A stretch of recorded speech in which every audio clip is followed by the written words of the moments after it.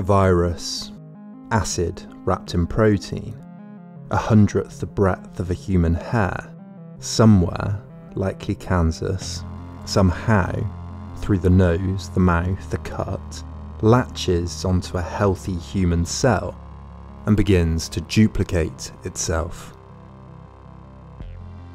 First between cells, then between surfaces, then to another person, then another, and another.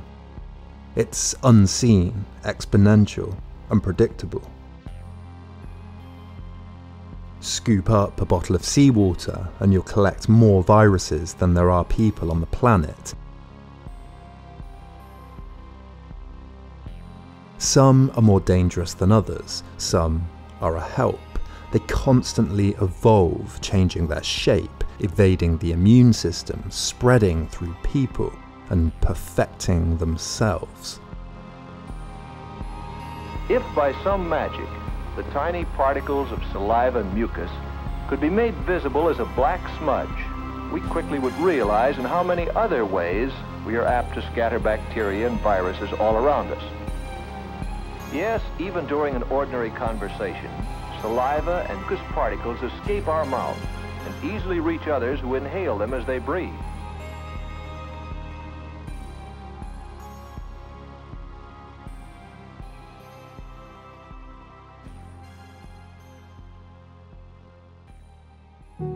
Next to the Nashua River in Loudoun County in Massachusetts, men from all over the country lumber. In 10 weeks they build 1,400 huts, 2,200 showers, 60 miles of heating pipes, a bakery, a restaurant, a theatre, a post office. The camp houses 30,000 men from every corner of the United States. 40 others are built across the country. In Étaples in northern France, a similar camp is built for 100,000 men, the largest of its type that's ever existed. 1 million people would pass through. These camps brought men together from different communities, rural and urban. In denser urban areas, the likelihood of catching contagious diseases is higher in childhood, thus giving immunity. In rural areas, this is less likely to be the case. In Camp Devens, Massachusetts, Étaples in France, and hundreds of other camps like them, viruses jumped around in a great petri dish of an experiment. First came the measles. One doctor reported that not a troop train came into Camp Wheeler in the fall of 1917 without bringing 1 to 6 cases of measles already in the eruptive stage. It quickly passed between those with no immunity. Then came the flu. In 1918, the global population was 1.7 billion. Within a year, up to 1 billion would be infected. 10 million had died in World War I, up to 100 million would die from the flu. That's as many as 1 in 17 people across the globe. The term Spanish flu was quickly adopted because Spain, being neutral in the war and having less restrictions on the press, was the first to report the disease. The Times in Britain blindly and erroneously reported that the dry, windy Spanish spring is an unpleasant and unhealthy season at all times. A spell of wet weather or of moist winds would probably check the progress of the epidemic. Some argue that the pandemic even changed the outcome of the war. 80% of all American war casualties were caused by influenza. When Russia withdrew from the war, Germany redirected 1 million men to the Western Front, giving the Germans superiority. They gained 1,000 square miles of French territory and quickly reached the Marne River just 30 miles from Paris. 1 million people fled the capital. But then the flu struck, devastated the German army, and halted its advance. The Allies reorganised and pushed the Germans back, leading to the armistice and the end of the war. Despite the devastation that it caused and the influence it had, the Spanish flu was considered an addendum to World War I and was largely forgotten. Little was written of the pandemic in the novels of the era. Ironically, one of the greatest poets of war remembrance, John McCrae, died not from a bullet, but from the virus. He wrote, "In Flanders fields the poppies blow, between the crosses, row on row, that mark our place, and in the sky the larks still bravely singing fly, scarce heard amid the guns below." The pandemic, unlike the war, would not be commemorated. For Barbara, not for her the carefree hours of happy play, nor the busy hours of work and study. What has happened to her that she lies there so hot and feverish, so weak and dizzy, so miserable with suffering and pain? Like all historic memories, the cerebral impression of a virus can be erased from neurons or laid dormant, the signifiers towards pathogens, the records of which lay idle in dusty books or in half-forgotten subconscious remembrances. Occasionally, they're called upon to answer questions about the past, to give assurances or warnings to the present. What happened? Why? What have we learnt? The story of the Spanish flu has been told. Instead, I want to ask not what happened, not to reconstruct it temporally or thematically, but instead ask what its memory might teach us. What can we draw out and learn that might help us today? Epidemics always call upon memories of the past, but always in new ways, always illuminated and shaped by the problems of the present. A virus strikes. How risky is it? Not too dangerous? Look at historic false alarms. Dangerous? Taken for granted? Ignored? Invoke the Spanish flu. The historian Patrick Zilberman writes that historical comparisons, as in 1918, appear more as a kind of seductive or intimidating trick than as a way of hunting down a useful analogy. So historic comparisons are often presented as choices, a palette of analogies to guide us. Memories drawn out, called upon. First, the memories are placed on trial. We are the jury. Where have you been? Why have you not been here to warn us? They try and reply, which ones of us? Whose memories? There were two groups primarily responsible for the response to the Spanish flu: the military and bacteriologists. The military denied the links between war manoeuvres and the spread of disease. In many countries, war departments were almost solely responsible for dealing with influenza. So much so that in France, for example, 80% of the country's 22,000 doctors were serving in the war. Historian Anne Rasmussen writes that a hybrid configuration of priorities guided hygienic interventions during the pandemic, in which not only medical reason but also unstable knowledge, military logic and administrative practice were applied. Responses were guided by the need for military logic. Winning the war was more important than the flu. But medical reason guided choices too. In medicine, the laboratory had recently become dominant. But the enemy in this case is not big soldiers. This invading army is so tiny that it can be seen only through a microscope. Its soldiers are the germs of communicable disease. Some of these disease-causing organisms are so small that they cannot be seen even with the most powerful microscope. They are detected only because they can pass through the tiny holes of this filter.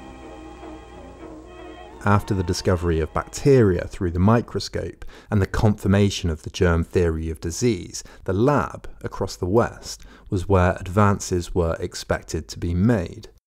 Scientists working on influenza thought they'd found its cause, a bacteria called Pfeiffer's bacillus discovered at the end of the 19th century. What they didn't know was that the bacteria was a secondary infection. The flu is caused by a virus. This wouldn't be confirmed until later in the 1930s, and the vaccines being worked on at the time would be useless. In France in 1918, the Undersecretary of State ordered all health service directors in regions of France to make bacteriological examinations as complete as possible for all influenza cases. By war, by experimentation in the wrong directions, time was wasted on a mass scale. And the waste was institutional. Disease is shaped by us, by our responses to it. Disease, then, is institutional. Lesson 1. Who is guiding the response? What might their own institutional goals be? Where are their blind spots? How do these institutions interact with each other? Historian Alana Lowy suggests that the Spanish flu's invisibility in history may be the result of the difficulty in constructing a narrative out of the failure to respond to it. If history is written by the victors, or are the recounting of historic moments, invisible history may be more important than what is popularly or frequently written about. The poor, the marginalised, the dead rarely have their voices memorialised. Whether the military or the bacteriologists, how likely is it that those that failed recorded and discussed the ways in which they failed? One of the scientists involved later recounted that, well, we were just 100% wrong, and it's a chapter I wish I had never written. Viruses try to kill history, silence its victims, shame those who fail into not responding. Viruses aren't just a scientific or a biological problem then, they're a historical one. As historian Niall Johnson writes, influenza, or any other virus, cannot be studied in a vacuum. They must be considered in their normal environment, as it's the environment that provides the evolutionary pressure and stimulus that drives evolution, the stimulus that provides the need for change and the need for a survival advantage. George Hutchinson wrote in 1965 that evolutionary play must be studied in the ecological theatre. And of course, this theatre is also material.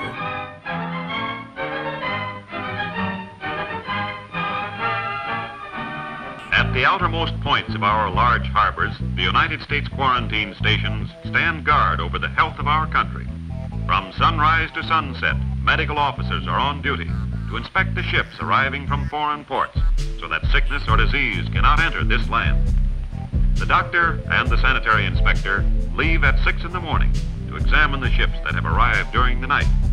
The quarantine stations are under the United States Public Health Service in Washington, and the procedure is the same in all ports. The officers know in advance which ships are due to arrive.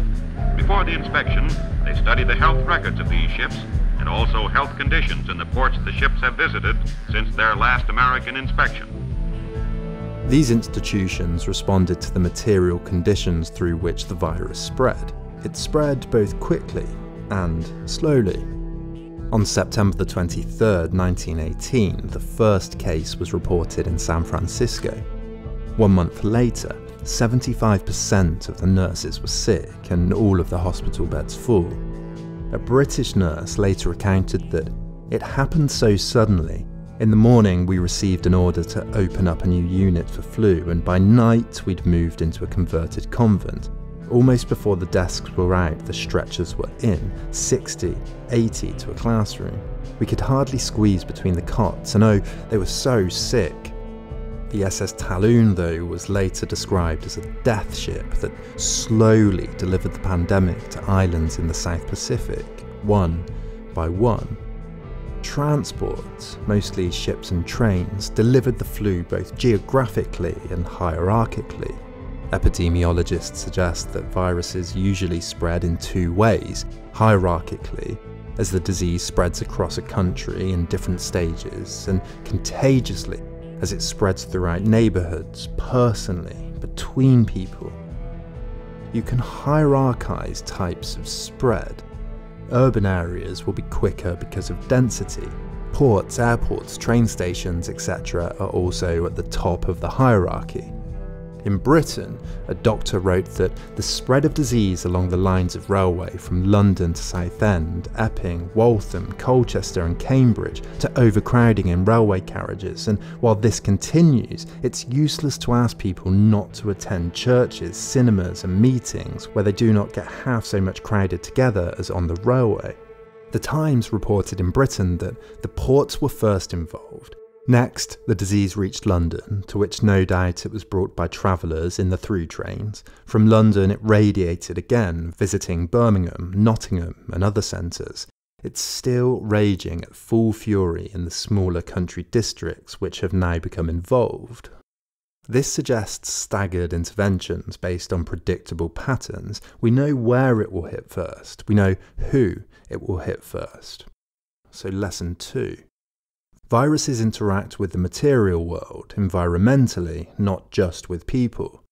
What can the distribution of transport hubs, global cities, and different stages of diffusion tell us about how a virus will predictably spread? Can this help us predict the future? In pandemics, we resort to fences, psychological and physical. Quarantine has often been a first resort. At the naval base in San Francisco, they quarantine all 4,000 men for 9 weeks, quote, forbidding all liberty, sterilising drinking fountains hourly with blowtorches, compelling new trainees to exist 20 feet apart from one another. One village in New Zealand kept people and the virus at bay with vigilantes armed with shotguns. Ultimately, though, quarantine was seen as a poor strategy. Cordoning off entire villages, cities and countries might slightly delay an outbreak, but is ineffective against viruses that number in the billions. Somehow, they'll creep in. One man remembered in 1988 that father was selected as the health officer. We had never had a health officer in our town before, but we felt now that we needed one, so Dad went out to the city limit sign, I went with him, and we put a sign that said, "This town is quarantined, do not stop." So we had purposely isolated ourselves, but it wasn't enough. The disease came anyway. The mailman brought it. But while quarantine to keep the virus out might be ineffective, socially distancing was not only effective, but one study found that those areas that intervened earlier recovered faster economically after. This is consistent with studies on epidemics that show that early public health interventions reduce overall mortality rates. Local governments and cities, notably not at a federal or national level, banned mass gatherings, closed schools, theatres and churches, and studies show that where this was done, lives were saved. Cities that enforced social distancing policies sooner saw their economies proving better after the pandemic was over. Lesson 3. Keeping influenza out is difficult and costly. Slowing its spread is more effective. But enforcing public health measures came with risks too. Racism, othering, and blame, of course, were widespread. Minorities, the poor, the marginalised were hardest hit and often disproportionately affected in sometimes surprising ways. In Britain, the government mostly left planning and restrictions to local authorities. There was, though, one exception: cinemas, where government restricted the length of showings and imposed regulations for ventilation. But this, rather than being based on science, was a product of class bias over the immorality of cinemas. One commentator at the time wrote that the cinema was the greatest enemy of the epoch to intellectual culture, it being a reflection of lower stages of evolution, the shiftiness of the monkey, the film star and the imbecile. One local council inexplicably declared that, although we're alive to the possibility that a certain amount of infection is spread through theatres, music halls, churches and chapels, we consider that a great deal more of the risk of infection is to be ascribed to the cinema. So ideology skewed official responses, but ideas and cultures were changed too as a result of the pandemic. Across Africa, for example, many saw the pandemic as being God's punishment for turning to the false religion of the white man. Many communities turned back to their traditional religions, and some have argued that this speeded up decolonization later. In South Africa, though, the case has been made that the restrictions put in place sped up the path towards apartheid. Lesson 4. Cultural and ideological beliefs both direct our response, often poorly, and are changed by pandemics. Today's children will grow up in a world increasingly free of infectious disease. Someday, we may completely be free of it. But that's not likely in your lifetime or in theirs.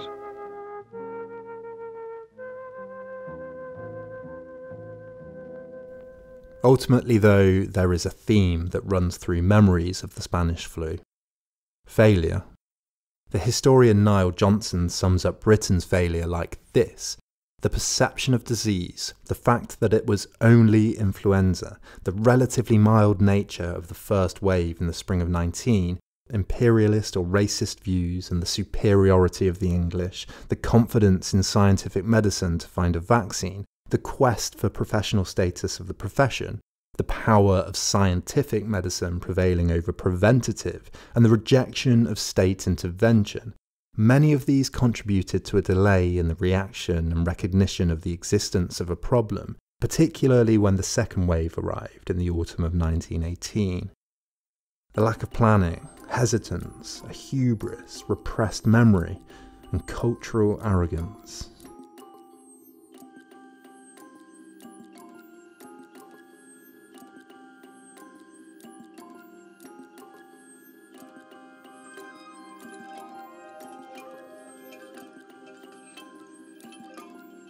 So, how might we summarise our lessons? How might we learn from viruses of the past? It is difficult to summarise these lessons without being trite. The central one is that pandemics are a human problem, and humans change over time. There are no singular lessons. Rather, aphorisms from past experiences of pandemics should not be buried in the historical record, but memorialised, commemorated, ready to be accessed, a warning from the past, a guide for effective critique when the next virus inevitably comes. Protect yourself against infection. Keep pencils and other things out of your mouth. Never take bites of other people's food. Do not use somebody else's drinking straw or glass. If you like these videos, I need your help, and here's my request. If you think you get the same value from 4 of these videos as you do from just 1 cup of coffee, then please consider pledging just $1 per video. That's $3 to $4 per month to keep this channel going. You can even limit your pledge to $1 a month, and if you pledge $5, I'll add your name to the credits. To those that already support Then and Now, thank you so much. This channel just wouldn't exist without you. You can also hit like, share, follow me on Twitter and Facebook, etc. All of these things really contribute to helping Then and Now grow. Thanks for watching, and see you next week.